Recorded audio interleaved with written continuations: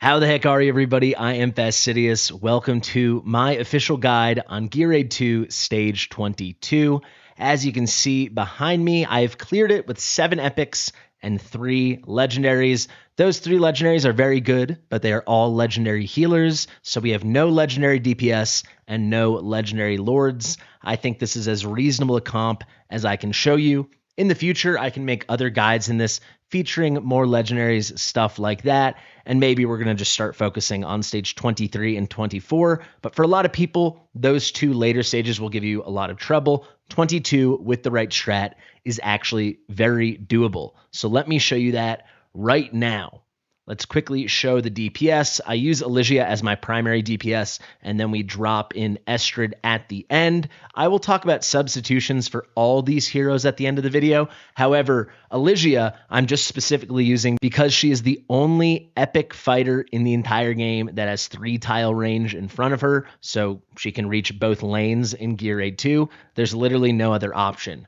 But I highly suggest you do not use her. I want to say this at the start of the video. If you have a good legendary AoE fighter, Eris, Ardia, Valkyra, Lubu, there's plenty of them. Use those guys instead. I'm telling you, as long as they have 3 tile plus range, you are good to go. And as long as they do some AoE. Arrogance, that's another great example. So without further ado, let's head into the battle. I'll show you the builds, the artifacts, everything at the end. And like I said, we will talk about substitutions. Of course, Power of Dominance is off. Hopefully we just nail this on our first try. If anyone wants to see my original clear, we got this on our first 3 tries every single time, even as I kept downgrading the comp. That was live on stream a few hours ago. You'll find that in the live section with all the VODs on my YouTube channel.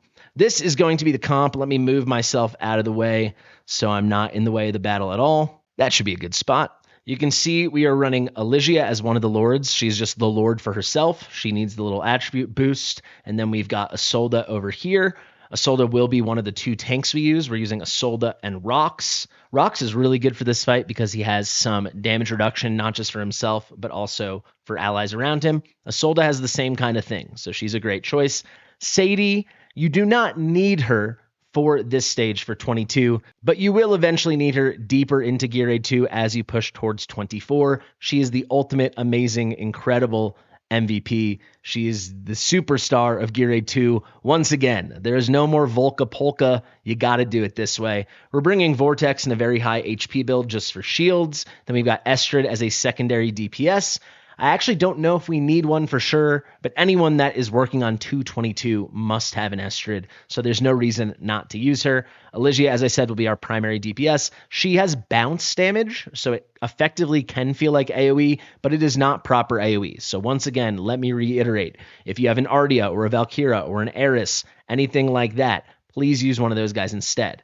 Then we have Farsea. I think you could get away with not using Farsea on stage 22, but already from stage 23 and by a mile on stage 24, you absolutely use him.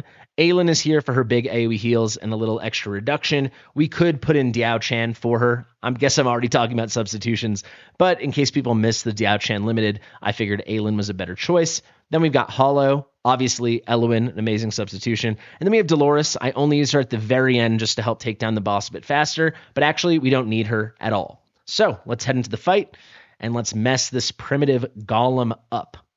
First thing we're going to do is place our tanks. So we are going to do over here with Isolde and Rox over here. I like to have whichever tank you're using as like the stronger damage reduction tank. Put them on the left, so whether that be Rox or maybe if you're using legendaries, Brokir or Regulus, that's a great spot. Throw us on 2x. The second we get to 9 costs, we will place Sadie. Sadie for this, you can get away with missing a lot of skill ups, but definitely you'll want her ult max skilled to have the cost reduction so she can cycle quickly. Actually, the entire purpose of bringing Hollow is to make sure Sadie gets her second ult ready. In this fight, the golem will do 2 shrieks.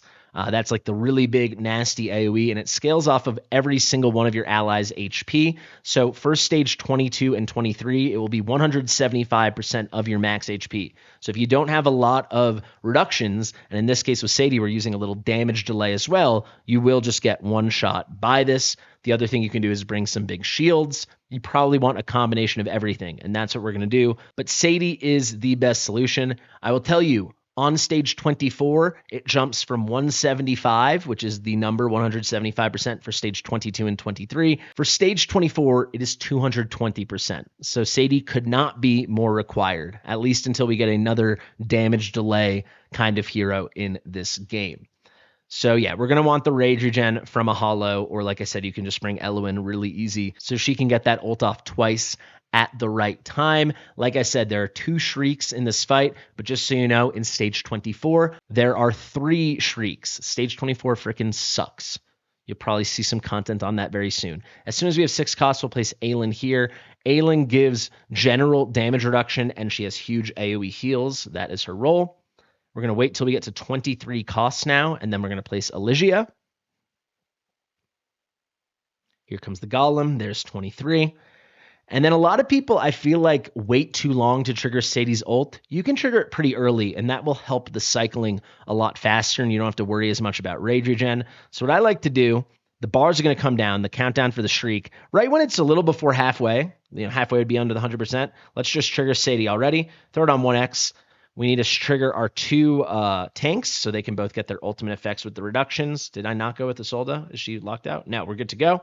Here comes the big shriek. Let's tank it. Boom. Now we're going to place Faircy here. My Faircy's in Wings of Grace. Invigoration would work well too. You can see 12% attack. That goes to the ally with the highest attack and range, so it has landed on Elysia, which is awesome. As soon as these guys come out, that's a good time to trigger Aylin because her ult lasts a long time. So this will take us through the first Earthquake. That's basically just the percussive slam of the boss slamming away on the mat. We're chilling out here. Let's trigger Elysia now. And we can use her button. It's at 3 charges. Some stuns will buy us a little time. You can see here, Aylin is still ulting, so we are good to go. The next deploy for us will be Holo, though I do want to wait a moment to place her. No reason for her to tank these first couple Earthshake hits. Again, Holo's singular purpose is just giving a little bit of rage to Sadie to make sure she's ready for the second ultimate that we need for that second shriek.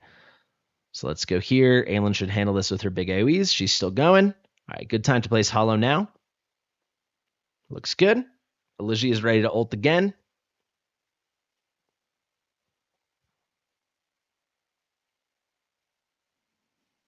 All right, here they keep coming. We're going to get another Earthshake now. For this one, I'm going to use Faircy. With Faircy, you can use him right as this runs out, just because he's got like that singular big AoE burst heal at the beginning before the rest of his ultimate. So we'll trigger that there.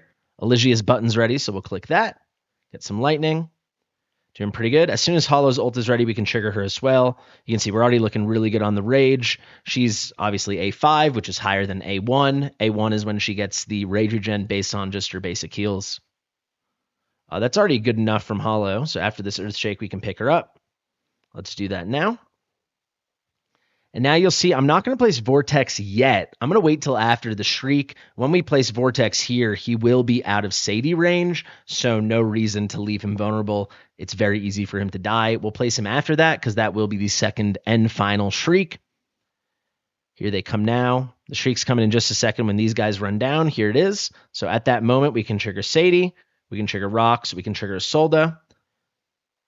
Let's wait for it. Let's go with Elysia for some DPS as well. Here comes the Shriek.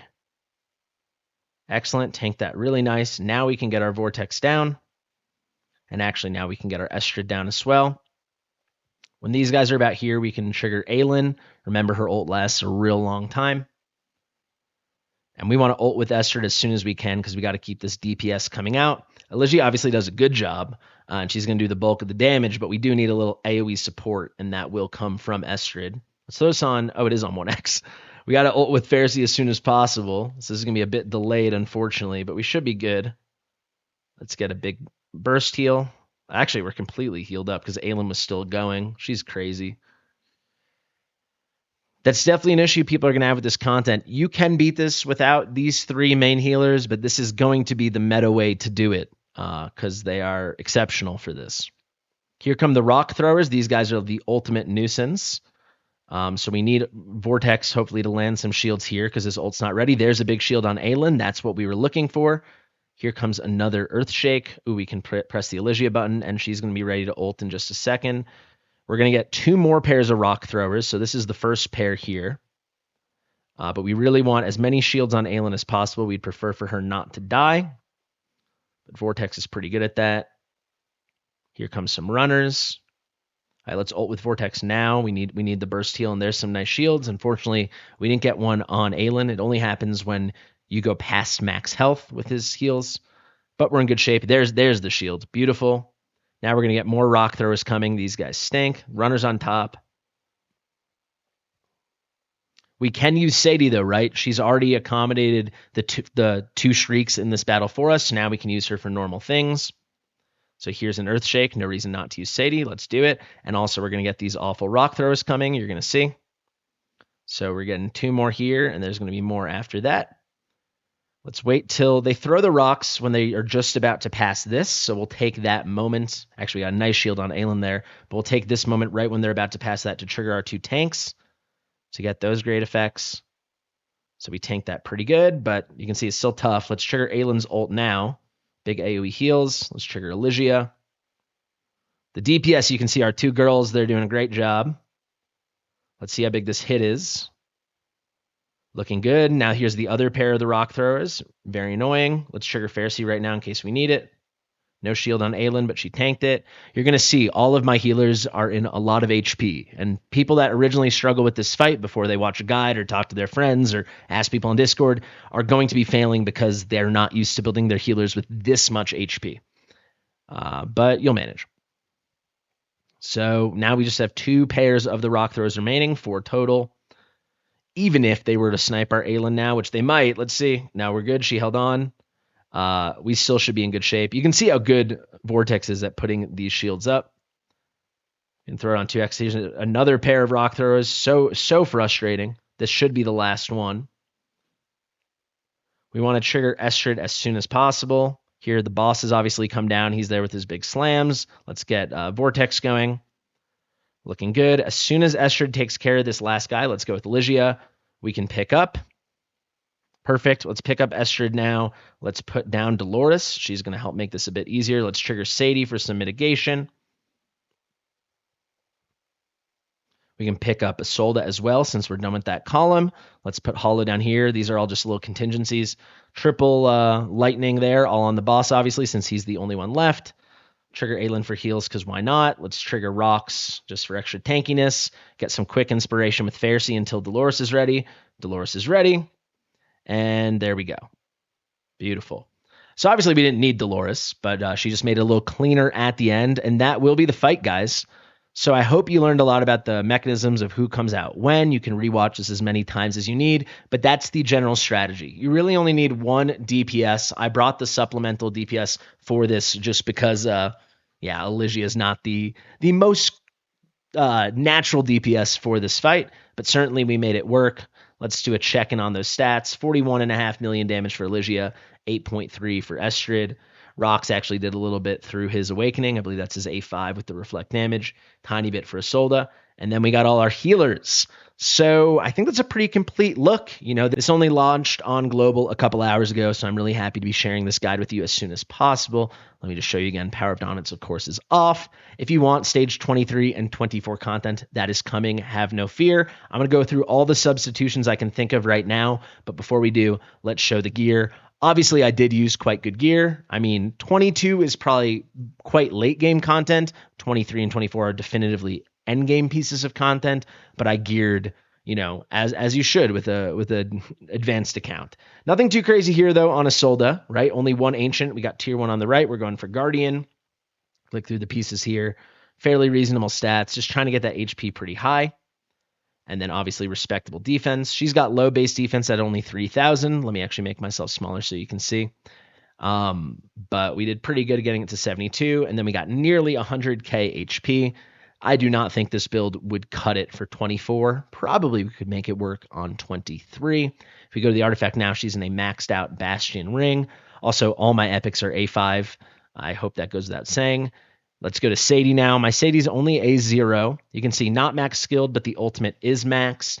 If you use Hollow the way I did, you could get away without having this fully skilled. But certainly, you're going to need her for 23 and 24. So if you've got her and you want to progress in this content, it's a very good move to skill her up. You can see I was pretty lucky to max out that ultimate. I did that a long time ago. She's in her exclusive artifact at promo 1. This is really, really nice. It gives her her and her allies additional reduced HP loss, so that effect is even stronger. And then also it makes her a much stronger healer when she initially triggers her ultimate. It's the only real way you're getting any interesting healing out of her. She's an Invig. We obviously didn't need the Invig, but it's mostly just good gear with lots of HP and some speed. Looking for rage regen as well. We got attack speed here, so we can have a decent clip on the heals, get the ult up a little faster. Another HP bonus, and then we're looking for attack speed, rage regen, HP bonus, and then the same story here as well, the heal effect as well.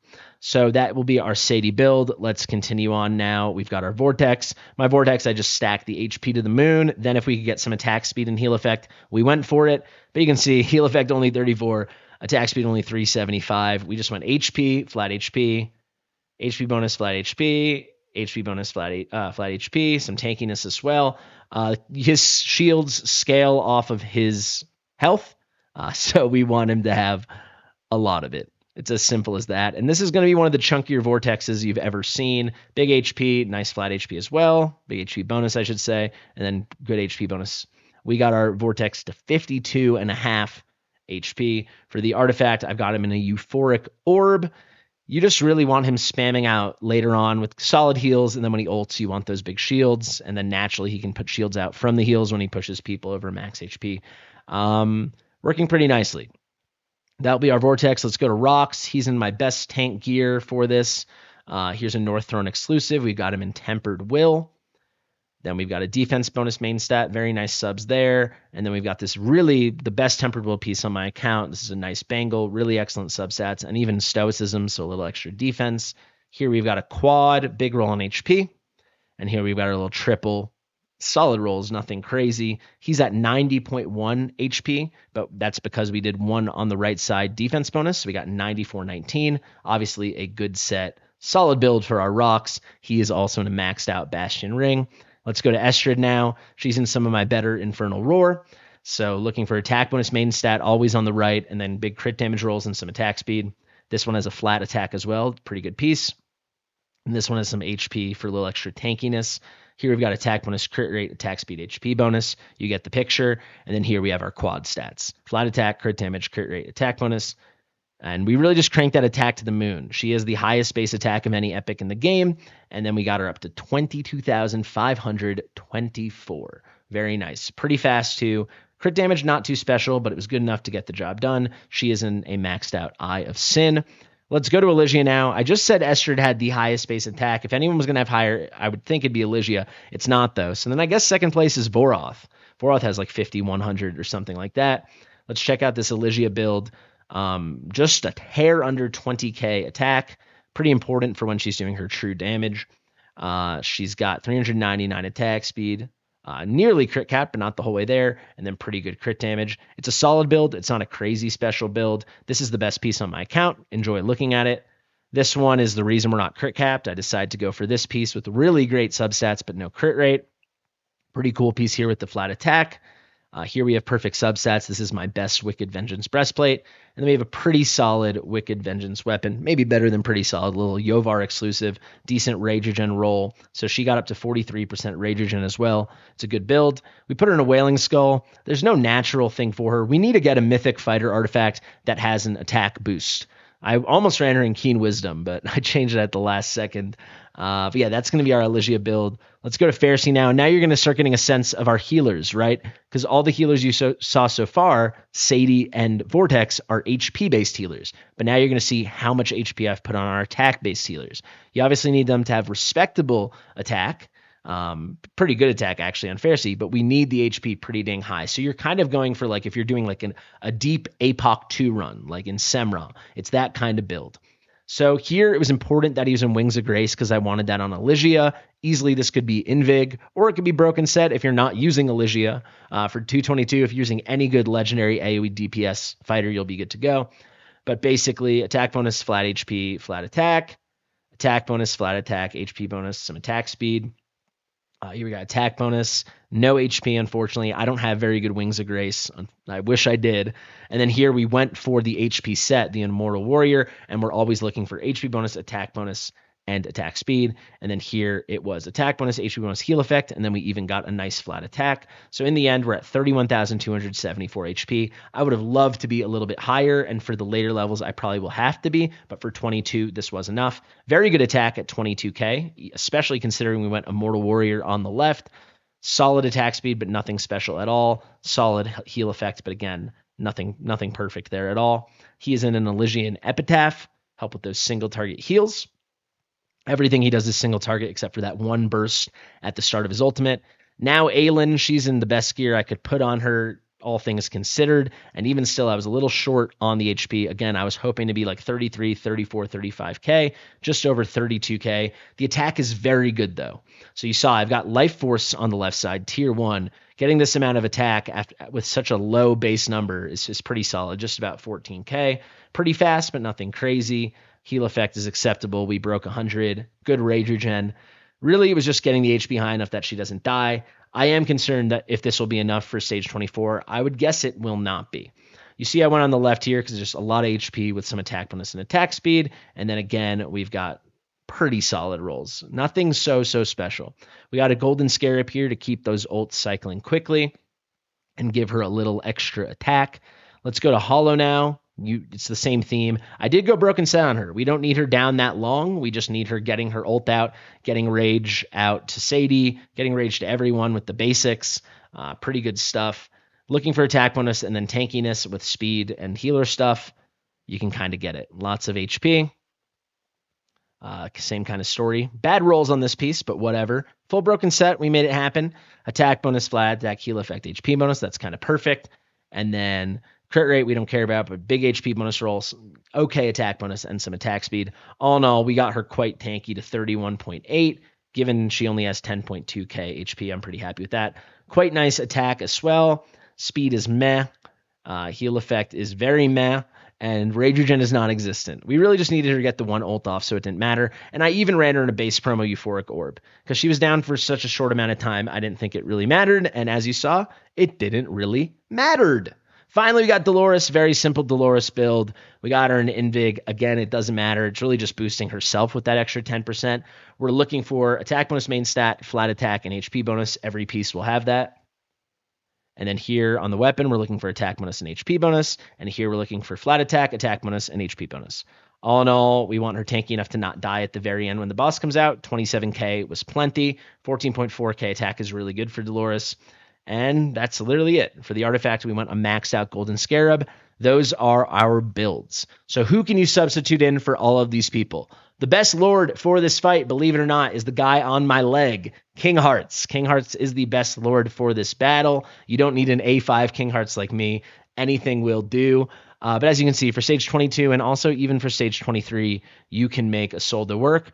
Once I've mastered 24, I'll play around with her there as well. But if you have a King Hearts, he works really nicely. You're going to want to run a Northerner comp without a doubt, because very likely you're going to run like Ardia or Valkyra or Lubu as your actual DPS. So that works perfectly. And then you've got the best tanks. All your shielder healers like Gwendolyn and Vortex are going to be Northerner. And of course, Sadie is a Northerner. So it's pretty important to run a Northerner comp. Assault is fine. Assault is actually probably going to be better unless you really need the stat contribution than Elder. I guess you could just run Elder as a non-deployable and bring an extra tank. So in that case, Elder would still be better. But if you need to use the Lord as a tank, Assault is a good choice. But King Hearts is just the best, especially if you have him A1 or higher. At A1, it's his only good awakening. This ultimate here, he does a shield based off of his own HP. It's very big. And at A1, he gives it to all surrounding allies. That's like the whole square around him, the 8 tiles that surround him. And that can be really clutch for 23 and 24 with the really nasty rock throwers. So if you have an A1 Hearts, congrats. He's going to get used. Sadie, there's no real replacement for the way we used her, but there is a way to beat this early on, and I'll probably end up making a video on it. You can use Regulus. Regulus absorbs every adjacent ally's damage. When you do this, almost certainly, unless maybe on the other side, if you're running Broke here, your other tank will die. And then after the second shriek, Regulus will die, but you can do a little tank cycling and it will work fine. this is, I think, a pretty clever solution if you don't have Sadie. I do not think it will work on 23, and I know for a fact it will not work on 24. 23, maybe you could get it work if you have a really nice strat and really good gear. But yeah, that's the only really way to get Sadie out of this comp. With Vortex here, for shielding, the only replacement is Gwendolyn or put a shielder in the North's Glory. That's a legendary artifact, but really it's Vortex or Gwendolyn. If you're on stage 222, you have Vortex, just use him. Rox is excellent because he has this cool talent where he's going to do damage reduction, physical, and magic to surrounding allies. It's pretty small at 10%, but when he ults, it goes up to 25. That is very clutch. It's a baby version of Brokir. If you have Brokir, definitely bring him. Olag is good, but he's not bringing any kind of mitigation. That's where someone like Rox or Isolde are better for these epic tanks. And then, yeah, like Regulus is awesome. Brokir's awesome. Malvira could be really cool, but you'd have to run her off faction. There's a lot of tanks you can make work here. Cyrus obviously would be completely brilliant because his skeletons will keep absorbing damage instead of him. Now, for secondary DPS, you frankly won't need one on 222 if you use a big hitter like an Ardia, Valkyra, Lubu, Eris, something like that. However, you might as well bring them for a lot of comps. A lot of units would work because it can even be single target by the time you're doing that. So I did some runs with Zila 2 that worked really well. I did a run with Arrogance that worked great. Uridan could work fine. Really, any really good single target with a little burst or any good AoE would work. So really kind of endless options. If you got Kagiri with some Awakenings, he'd be good. Wukong would be good. There's a lot of options. There really is. For your primary DPS, I do not recommend Elysia. Like I said, number one by a lot is going to be Ardia. Then for 22, Valkyra was doing this in her sleep. Lubu would also completely dominate this. The only thing to remember is just bring AoE. You might be dying to bring your Valderon. If with a good enough build, maybe he'd work for 22. But frankly, bring your AoE. Lubu, Eris, Valkyra, Ardia. Hopefully you have one of those. Otherwise, you can make it work kind of as I did. With Fasti, there's no clear replacement because Sand Aegis is a strictly unique skill. He's one of only 2 characters in the entire game with AoE damage reduction. The other one is Beelzebub, and he only grants it to cultist allies in range when he is ulting. Fasti's granting it to everyone in range all the time. Faction doesn't matter. With skill ups, it's a 25% reduction in AoE damage taken, and that is crazy. You don't need him for 22. You probably need him for 23. I cannot imagine a scenario until new characters are added that you can get away with not using him on 24. But if you've got him, use him because he's so good with this damage mitigation. The burst heal at the beginning here is really nice, healing all allies in range 1 time. Then he even gives a little inspiration and pretty good. He goes back to the nice single target heals. He gives the inspiration to whoever your DPS is, assuming you didn't bring an inspo hero out. He's a nice option. Let's go to Aylin now. She's the best AoE healer in the game by a lot. So if you've got her, use her. You can certainly get away with not using her, though, on these earlier stages. And I even saw clears of 24 where people didn't use her. A cool option to replace Aylin is Diao Chan. Diao Chan can do okay heals, nothing special, but okay. But she also brings a really potent damage reduction. So when Diao Chan is in healer mode, the white mode, she does the okay heals and she does the very good reduction. Aylin also has the reduction, not as strong as Diao Chan. You can see here it's 15%, but it's pretty solid and it's a different kind of reduction than Fasti, so it stacks nicely. It really is just those humongous heals, best AoE heals in the game. So no AoE replacement, but any good other healer could work. You could run Eloin in the middle. You could certainly use Ezrein if you just needed big single targets, but he'll fall off a cliff. Like Diao is probably the most natural replacement. You could probably make Leia work. But yeah, she's, for specifically what she's doing, she's one of one. Of course, there are other solutions. For Rage Regen, it's basically Hollow or Eloin. Eloin will be the easier, better choice, and she's the better healer, and she brings the Wood Elf, which gives you a lot of clutch flexibility. Maybe the rock throwers are coming at the end. You can drop the Wood Elf at the right time. But Hollow works for 22, as you saw, no problem. And then Dolores we just did not need, but why not bring her? You could bring any other inspiration unit too, so it could be her or Diao. I don't think you'd be able to free up a melee spot for Constance, but you could also bring Beelzebub would work. I just think, why not bring Dolores? She's really simple and she's an epic, so I did. You could also not bring Dolores at all. You could bring another tank if you did any kind of tank cycling or you wanted a backup tank in case something went wrong. You could bring an extra healer in case something went wrong. You could bring an extra DPS for the end. You could bring like a Silas or something, or a Comet if you needed some AoE. There's a lot of things you could do. A Silas type, a Comet type, sub in any good single target or AoE respectively for what you want. Or a cool thing you could do that I like to do, and this is the last thing I want to tell you, the first clear I did before this with kind of a more budget comp is I ran Pyros, who really was just giving the stat contribution to Aelin and Fersi, making our life a little bit easier. And then instead of Estrid, I ran over here Zealatu. So then at the end of the fight, it was kind of a cool thing. I had Zealatu as my Estrid roll, and then at the end, instead of dropping the Dolores, we dropped the Pyros, and we just nuked down. Ult with Zealatu, ult with Pyros, ult with your main DPS, and you were good to go. So in that case, hopefully your main DPS is Ardia or Valkyra or Lubu or Eris or something like that. I really hope this helped you guys. I tried to be thorough. I tried to throw this together very quickly, but still be a little professional about it. Let me know if you have any questions in the comments. This has been Gear Raid 2 Stage 22. Many more stages and many more 22 plus gear raids to come. Thank you for watching. I've been Fastidious. Subscribe to the channel, share with your mother, and I'll see you real soon. Bye.